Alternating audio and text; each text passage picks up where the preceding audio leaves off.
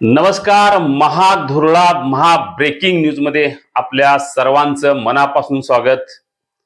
आज आपण पाहणार आहोत कोल्हापूर जिल्ह्यातील आणखीन एक ब्रेकिंग न्यूज, जी एका पक्षाला धक्का देणारी आहे आणि दुसऱ्या पक्षाची ताकद वाढवणारी आहे. आपण 4 दिवसापूर्वी एक बातमी ऐकली असणार की आमदार संजय घाटगे यांनी शिवसेनेला धक्का देण्याचा निर्णय घेतला आणि आता ते भाजपमध्ये प्रवेश करणार आहेत. हसन मुश्रीफ यांच्या विरोधात 5 ते 6 निवडणुका त्यांनी लढवल्या. 5 वेळा ते पराभूत झाले आणि एकदा विजयी झाले.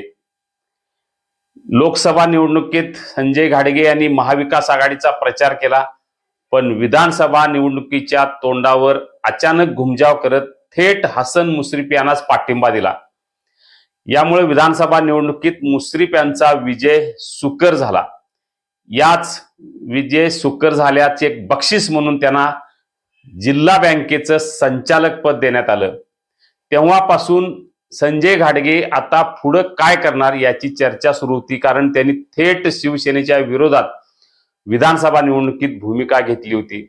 त्यामुळे आता ते महायुतीतल्या कोणत्या पक्षात जाणार, राष्ट्रवादी अजित पवार गटात जाणार, शिवसेना शिंदे गटात जाणार की भाजपमध्ये जाणार, याची चर्चा सुरू असतानाच त्यांचा आता निर्णय झालेला आहे.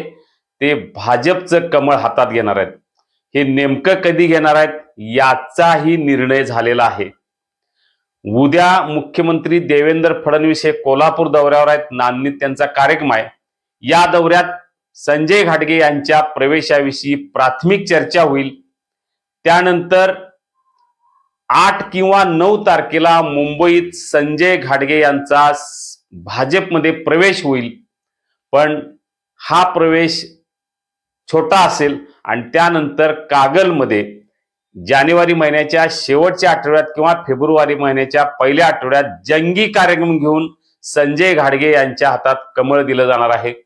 यामुळं समरजित घाटगे यांची मात्र मोठी अडचण करण्याची जी काही राजकीय खेळी मुश्रीफ गटाकडून किंवा संजय घाटगे गटाकडून झाली ती यशस्वी होणार आहे.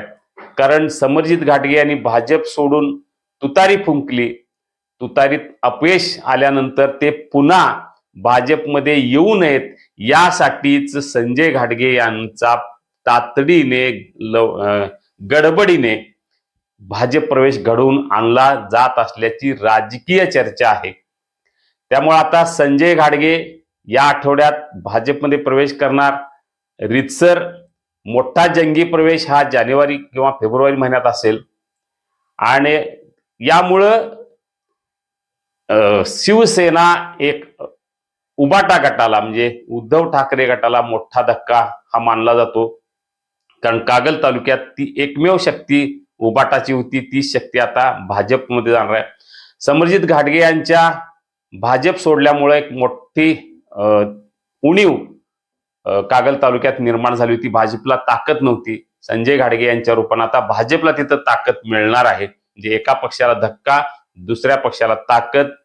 आता ही ताकद नेमकी कुठं उपयोगी पडणार, तर ती जिल्हा परिषद आणि गोकुळमध्ये उपयोगी पडणार आहे महायुतीला. जिल्हा परिषदेमध्ये अमरीश घाटगे हे महायुतीचे उमेदवार असणार हे आता नक्की आहे.